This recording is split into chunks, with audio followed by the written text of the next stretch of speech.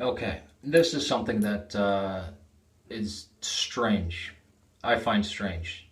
Now, criticizing the United States for doing what they did in El Salvador in the 1980s, what they did in Nicaragua in the 70s and 80s, um,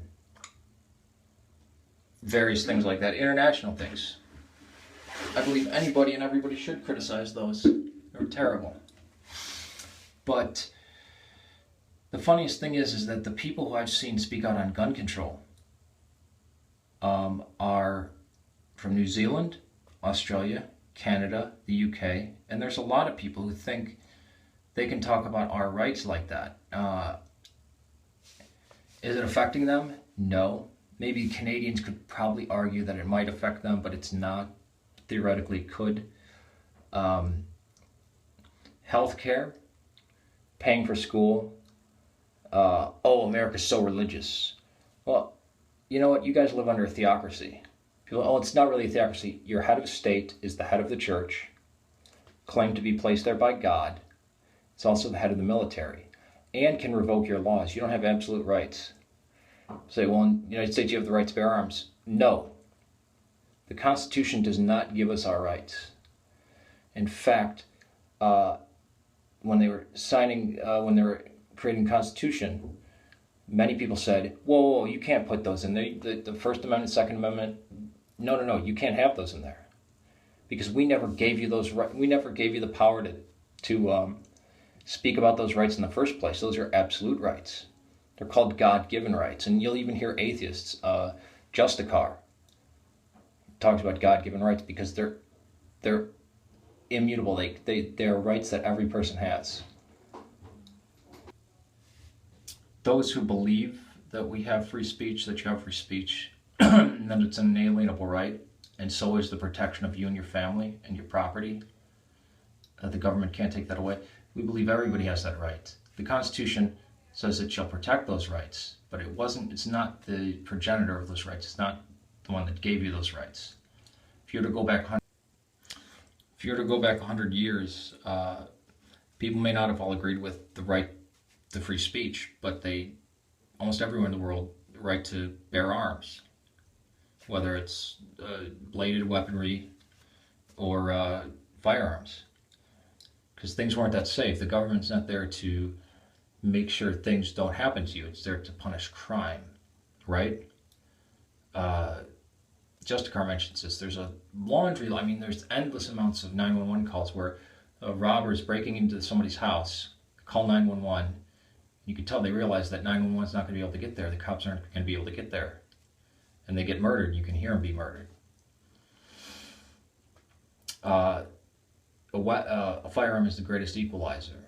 An 8-year-old child, a crippled woman, or a man who's a weightlifter, it equalizes everybody. And again, if you fire weapons, the idea of gun culture, I don't know what gun culture is. These people who are against guns make these movies with all this firing and guns and everything. And what do you mean gun culture? And even in Romania, Zagmai's Chris talks about the Second Amendment. They had Ceausescu there. Here, if we get a government like that, it's going to be a guerrilla war. So we'd rather die than live under tyranny. Sic semperis tyrannis is on the Virginia flag. Listen always to tyrants. We will fight. The government is not the friend. This is a weird idea that the left wing has latched onto. The left wing used to be, oh yeah, arm all the people, the anarchist, every man, it's so weird how most people look, oh, the government, that's there to help you. The government usually turns bad. It's corrupt with power, right? And the police usually violate people's rights, but that's just one aspect of it. GM foods, so what if we want to eat that? Or if we want to have our society this way, or tip this way, or you have restaurants like this. It's crazy. Mexico has a bigger obesity problem than the United States. Why not talk about Mexico? And politics, Trayvon Martin shooting. So it was wrong. It was white racism for a Puerto Rican Jew, a mestizo Puerto Rican Jew, to shoot somebody as that person was trying to murder him, beating him in the head violently and reaching for his gun as he was on top of him. Trayvon Martin was innocent. What? It's insanity. Now again, I believe people should criticize the United States for things that it does, but if you're not part of the citizenry and you're trying to affect our rights, you're trying to get in between me and the First Amendment, me and the Second Amendment, because there's Europeans and Australians and stuff like that, and English people that try to talk about freedom of speech. It should be limited because Islamophobia, or sexism.